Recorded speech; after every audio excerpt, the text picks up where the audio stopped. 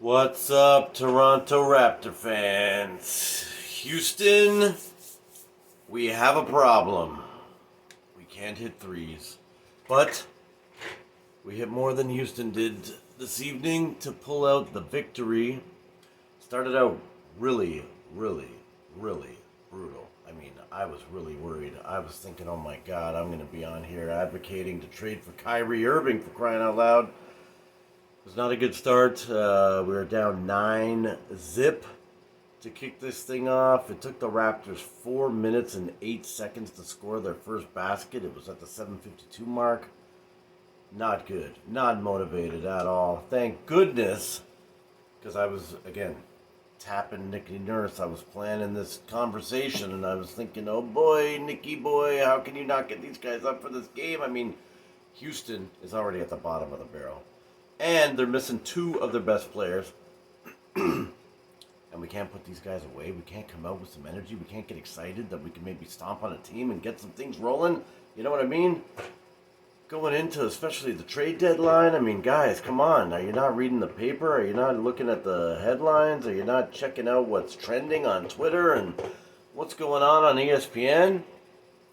Raptors are supposed to be the centerpiece of this trade deadline, and we got a bunch of people not really motivated to, I don't know, are they not motivated to go to another team? Are they not motivated to try to pull out a win? Are they not motivated to try and get their trade value up? So at least in the history books, it'll be like, oh yeah, Gary Trent Jr. got traded for X, Y, and Z.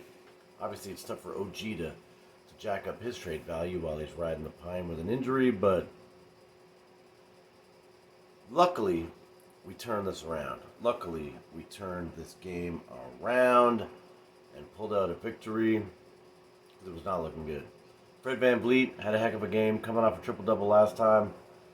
I don't think he quite got to the triple-double. I'll have a look-see in a minute. Just want to talk a little bit about what is going on in the NBA. My gosh, people, Kyrie Irving does not disappoint. Go back, check my videos. I was dissing Kyrie, saying there's no way the Nets are for real. This can't be something. Any team that Kyrie Irving is on, it's not going to last. They're not going to do it. They're not going to go well. They're not going to pull it off. You know what I mean? They're not going to be able to maintain. And he proved us right. It's banning a trade today. How is that going to affect the Raptors and what they're trying to do at the trade deadline? I am not sure. I mean, it seems like there's only a couple teams that Mr. Kyrie Irving that would even be interested in him. But I was taking a moment today, bouncing it around in my mind, thinking, would it even be worth it to offer a Fred VanVleet to them? But maybe not. Only if we did some kind of weird package deal where somehow we got Kevin Durant as well. But that leads me to think that we would stay out of the Kyrie Irving sweepstakes and just kind of wait around until they're ready to, get rid of KD in the aftermath of whatever ends up happening. If they get Westbrook and those two picks that everyone covets from the Lakers in exchange for, Kyrie, and I think they said they might have to throw in another player or two to get the salaries to match because Russell Westbrook is ridiculously overpaid. But yeah, anyway, that sort of made the day interesting. Everyone's scrambling to see what the heck, and supposedly Dallas is going to try and put some kind of package together as well because they need somebody else other than Luka to just dominate the ball. But it does sound like it's a good fit in LA. People are speculating that LeBron is out there stirring the pot.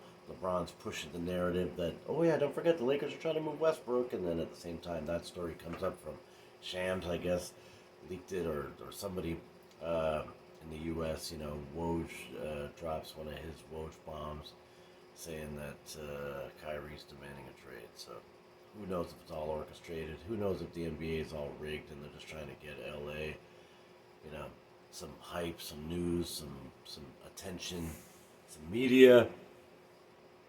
I don't know. But I was definitely starting to feel at the beginning of this game that, man, let's just blow this thing up. Who cares? Let's get rid of OG. Get him out of here. Let's ditch Fred VanVleet. Build around Mr. Pascal Siakam. Bring his buddy Jakob Poeltl over.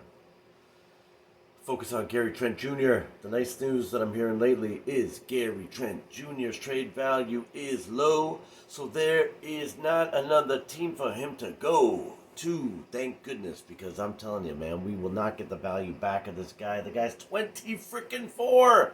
He's 24. And let's just check out what he did. So yeah, anyway, Raptors win 117 to 111. Started to come a little bit closer there at the end of the game, though, because we were up by mostly 13. I mean, I think our most was 19 we were up by, but, you know, it was 13, kind of 10, 8, 10, 13. But anyway, they managed to pull within 6 there at the end. But yeah, just quickly, I don't want to go through Stats Central here like a madman. But look at my boy, Gary Trent Jr. making me look like I'm on the right track. We got to keep this guy. I mean, Freddie, Steady Freddie, you know, making me look like maybe I'm a little bit off on him. But the only reason I say we could get rid of him is that we've got Scotty Barnes, you know, able to carry the ball up the court. And so I think we've got someone that could replace that. Gary Trent Jr., the problem with moving him is we don't have any other creative scorer. I mean, Pascal's solid. He could do a spin, and actually tonight he hit 1 3. I don't know if he got 2. Yeah, he only hit 1, which looked like a solid one. I mean, it looks like if Pascal would practice a little more, he could nail those threes. Even Scotty, he at one point had 3 of 4, I think, but I'm looking here. He ended up 3 of 7. He must have got a little trigger happy at the end there, missing a couple. But yeah, Gary Trent Jr., 29, 5 of 9, 55% from 3. I mean, geez Louise, 10 of 15, 66%. And Gary just keeps getting better and better.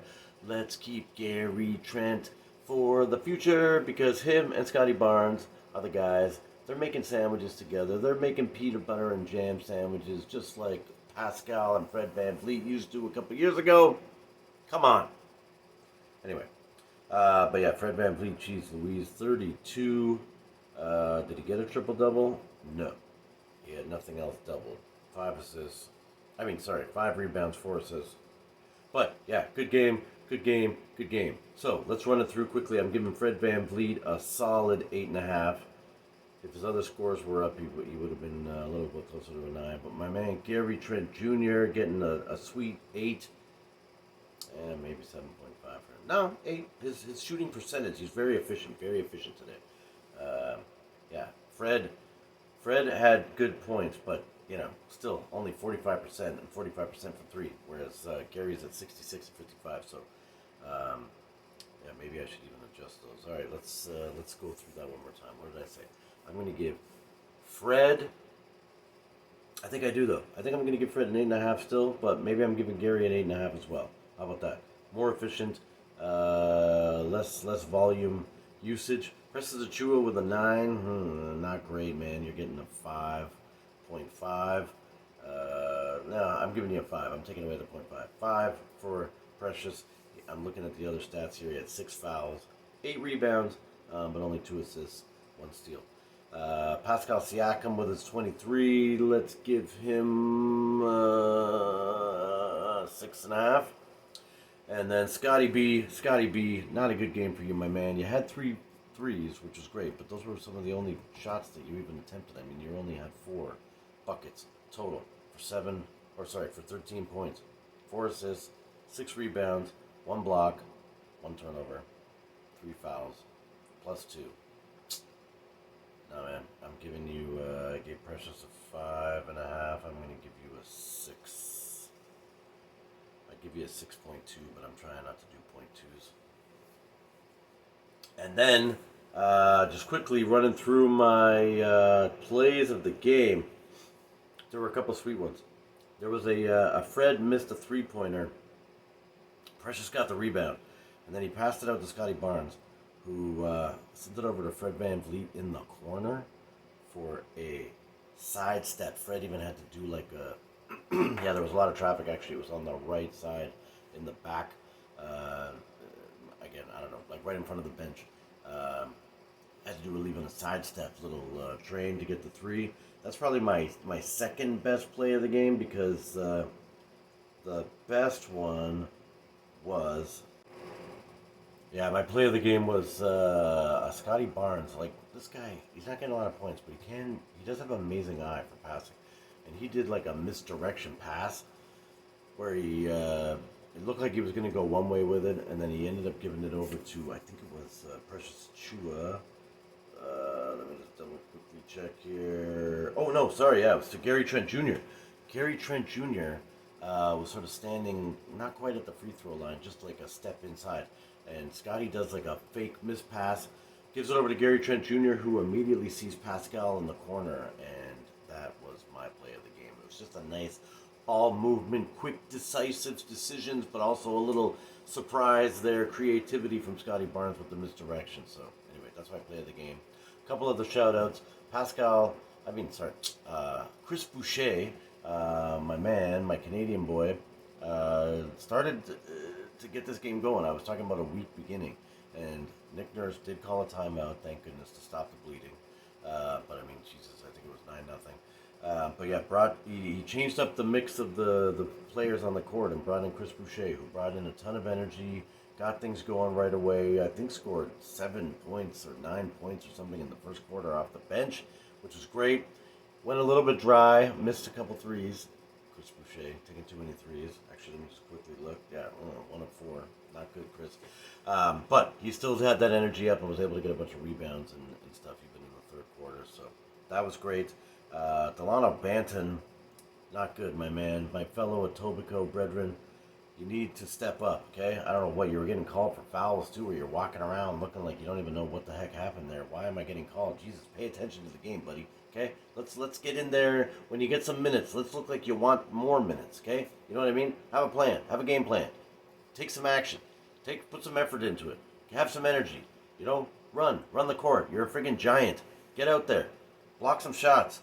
And if you could develop a friggin' three-point shot in the offseason, maybe you'll get more minutes next time. And then, lastly, Hernan Gomez, another 4 minutes of nothing. Koloko was out there 16. He didn't do a ton, but at least had some blocks and was getting some rebounds, 7 rebounds. And then Malachi Flynn, too. Didn't do a lot, man. 0 for 2. Not looking great. So, come on, bench. We got to step it up, okay? Put some energy, put some effort, practice. While you're not playing, shoot some shots. Practice some shots. Get some shots in. You know what I mean? Come on. Got my son trying to do the same thing here. Work on, just start at the basket. Get him in, get him in, get him in, get him in, get him in. When you get 50 in a row, take a step back. Keep going, keep going, keep going until you get 50 in a row. Then take a step back. Then keep going, keep going, keep going, 50 in a row. Then you take a step back. That's how you do it. Okay? Sit there all day until you get out to the foul line or the free throw line. And then you know you'll be able to hit some shots. Anyways, that's it for me. Thank you very much for watching. Please hit the like. Please hit the subscribe. Check out the Raptors in black and white. Subscribe to the channel. I probably switched it up. I don't know. Subscribe to the channel. Check out Raptors in black and white. It's one or the other. It's going to be popping up on the screen right now. Mr. Beast for President. And thank you, thank you, thank you.